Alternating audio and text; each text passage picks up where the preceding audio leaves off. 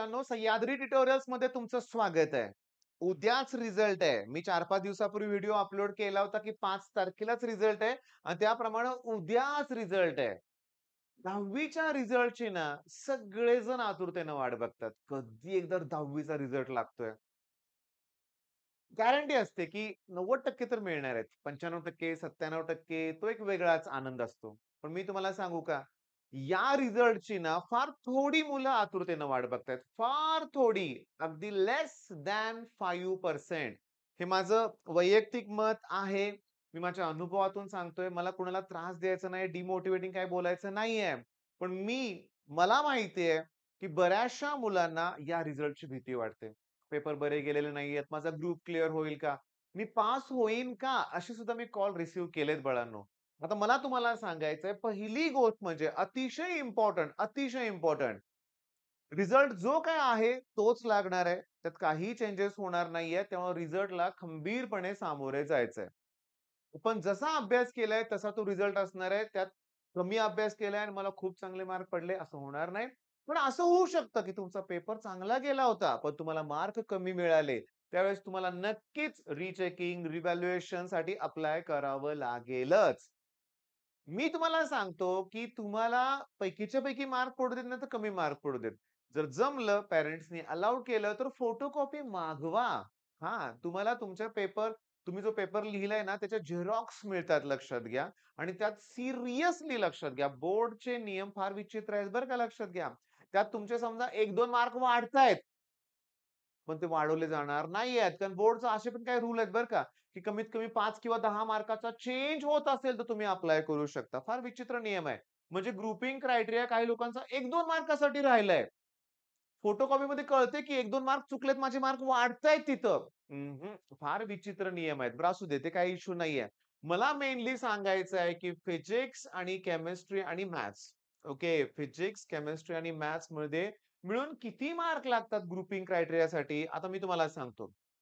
Open category असेल, मी इथं लिहितोय बरं का, की ओपन आणि इकडं कोण येणार आहे? तुम्ही ई-डब्ल्यू-एस मध्ये ओपनमध्ये आहे, पण ई-डब्ल्यू-एस ओके किंवा एस-ई-बी-सी म्हणूया आपण. एस-ई-बी-सी म्हणूया आपण. म्हणजे मराठा समाजातले सगळेच मुलं अल्मोस्ट एस-ई-बी-सी मध्ये गेल्या वर्षी शिफ्ट झाले होते. त्यानंतर कुठलीही कास्ट असू दे, म्हणजे ओ-बी-सी असू दे, एस-सी, एस-टी, एन-टी, व्ही-जे-एन-टी कुठलीही असू दे, त्यांना क्रायटेरिया फक्त आणि फक्त 119 मार्काचा आहे. ओके. आणि इकडं 134 पण अल्मोस्ट सगळीच मुलं इकडे शिफ्ट झालेत. Almost okay. बरं हे 135 मार्क तुम्हाला फिजिक्स, केमिस्ट्री, मॅथ्समध्ये मिळून पाहिजेत. नाही मिळाले, तर तुम्हाला सांगतो या केमिस्ट्रीला सी-एस ऑर आहे किंवा आय-टी ऑर आहे किंवा बायफोकल सब्जेक्ट ऑर आहेत, इलेक्ट्रॉनिक्स आहे, टेक्निकल आहे लक्षात घ्या. पण डिफेन्स नाही, जिओग्राफी नाही, मराठी नाही. पण बायो सुद्धा चालतोय बरं का बाळांनो. म्हणजे तुमचा एवढा स्कोर होत नसेल, तर तुम्ही केमिस्ट्रीला कट करा त्या तुमच्या टोटल काउंट मधून आणि त्याच्याऐवजी इथले बरं सी-एस तर 200 मार्काला असते. त्याचे निम्मे मार्क काउंट करा. ज्याचा सी-एस आणि आय-टी आहे ना, त्याचा ग्रुप कधीच बसला नाही असं होऊच शकत नाही लक्षात घ्या. म्हणजे सी-एस आणि आय-टी आहे आणि ग्रुप क्लिअर झाला नाही. अजिबात पॉसिबलच नाहीये लक्षात घ्या. कारण फिजिक्समध्ये 35 पडले, केमिस्ट्रीमध्ये 35, 70 झाले. त्यातून 70 तुम्ही कॅन्सल करा 64 पाहिजेत फक्त. सी-एसला प्रॅक्टिकलच तुम्हाला 100 आउट ऑफ 100 आउट ऑफ 100 मिळतायत. मग काय राहिलं? इकडे एवढे मार्क मिळत नाहीत का? बरं 35 आणि 35च पाडणार आहे हो तुम्ही. मार्क चांगले मिळणार आहेत. तेव्हा ग्रुपिंग क्रायटेरियाची भीती बाळगू नका. हे इकडं ओपनसाठी 119 म्हणजे काहीच इश्यू नाहीये लक्षात घ्या. म्हणजे तुमच्या लक्षात आलं, की केमिस्ट्रीला बाकीचे टॉपिक मी एवढं का सांगतोय? मला मान्य आहे तुम्हाला माहिती असेल. पण मी अशी मुलं बघितलेत, की ज्यांना काहीही कल्पना नव्हती आणि काहीही माहिती नसल्यामुळं ग्रुप क्लिअर असला, तरी ग्रुप क्लिअरिंगची माहिती नव्हती आणि डिप्लोमाला ॲडमिशन घेतलंय. विनाकारण आयुष्यातलं 1 वर्ष वाया गेलं लक्षात घ्या. आता सांगतो. मी 12th मध्ये होतो ना, तेव्हा माझ्या मित्रानं माझी मार्क लिस्ट बघितली आणि मला म्हटला, की "हे तुला इंजिनिअरिंगला ॲडमिशन नाही मिळणार." मी म्हटलं, "का रे?" "तुला इंग्लिशमध्ये फक्त 48 आहेत आणि इंग्लिशमध्ये 50 लागतात. त्याशिवाय इंजिनिअरिंगला मिळत नाही." मला पण त्याचं खरं वाटलं. पण तसं नव्हतंच ना. त्यामुळे मला तुम्हाला सांगायचंय, की काहीही झालं, तर तुम्ही सी सेलच्या वेबसाईटवर जावा.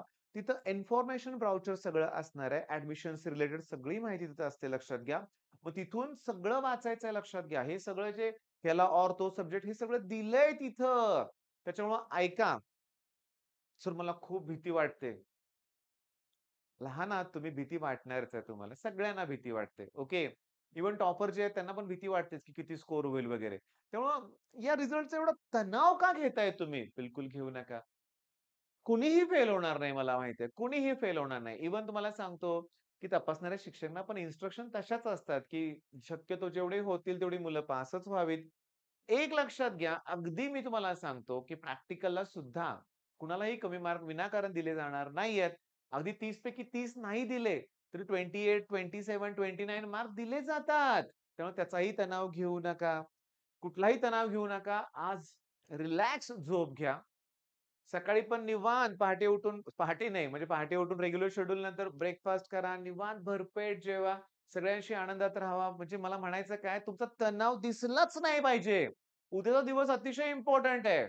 आयुष्यात प्रत्येक गोष्टीवर तणाव, तणाव ह्या अशा गोष्टी असतात. मग तुम्ही किती खंबीरपणे त्याला सामोरे जाता इथंच तुमचं यश दिसून येतं लक्षात घ्या. मग हा व्हिडिओ मी थांबवतो इथं. रिलॅक्स राहा. रिझल्टची वाट बघा आणि चांगला रिझल्ट असेल, रिझल्ट नंतर कमेंटमध्ये मला नक्की कळवा तुमचा रिझल्ट काय आहे ते. ग्रुपिंगचा इश्यू असेल तर तरी तुमचे मार्क तिथे एंटर करा. मी तुम्हाला पर्सनली मेसेज करून सांगेन, की ग्रुप क्लिअर नसेल तर नसेल म्हणून सांगेल. दुर्दैवाने मी बऱ्याच वेळा बघितलंय 1-2 मार्कासाठी सुद्धा मुलांचे ग्रुप काही-काही वेळेस राहिलेत.